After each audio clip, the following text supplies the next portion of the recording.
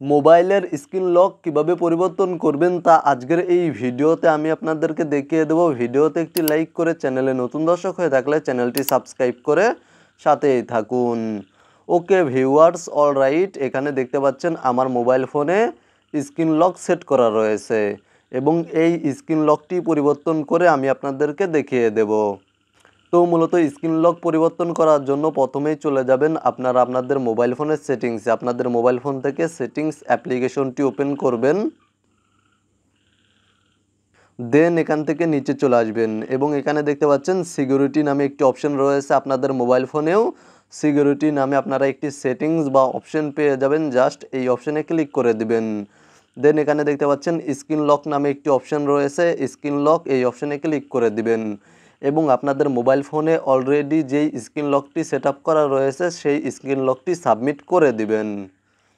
দেন এখানে দেখতে পাচ্ছেন অনেকগুলো অপশন রয়েছে। আপনারা চাইলে সোয়াইপ লক সেট করতে পারবেন, প্যাটার্ন লক সেট করতে পারবেন, পিন লক সেট করতে পারবেন বা কমপ্লেক্স পাসওয়ার্ড লক সেট করতে পারবেন। তো মূলত আমি আপনাদেরকে পিন লক সেট করে দেখিয়ে দিচ্ছি। পিন লক সেট করার জন্য পিন অপশানে ক্লিক করে দিবেন। দেন আপনারা যেই পিন লকটি সেট করতে চাচ্ছেন সেই পিন লকটি টাইপ করে দিবেন এবং এখানে দেখতে পাচ্ছেন নেক্সট অপশানে ক্লিক করে দিবেন এবং পুনরায় আবার সেম স্ক্রিন লকটি টাইপ করে দিবেন এবং এখানে দেখতে পাচ্ছেন ওকে অপশানে ক্লিক করে দিবেন। তাহলে আপনাদের মোবাইল ফোনের স্ক্রিন লকটি পরিবর্তন হয়ে যাবে।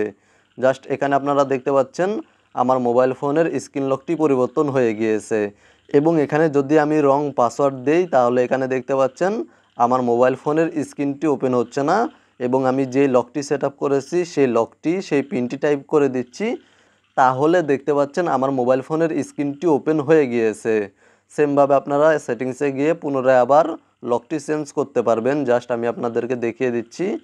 আপনারা সেটিংসে চলে যাবেন, সেমভাবে এখান থেকে আবারও আপনারা সিকিউরিটি অপশানে ক্লিক করে দিবেন। দেন এখান থেকে আবারও আপনারা স্ক্রিন লক এই অপশানে ক্লিক করে দিবেন এবং যেই পিন লকটি সেট আপ করেছিলেন সেই পিন লকটি টাইপ করে দিবেন। দেন এখান থেকে আপনারা আপনাদের লকটি পুনরায় আবার পরিবর্তন করতে পারবেন, চেঞ্জ করতে পারবেন। জাস্ট এখান থেকে আমি প্যাটার্ন লক সিলেক্ট করে সেট করে আপনাদেরকে দেখিয়ে দিচ্ছি।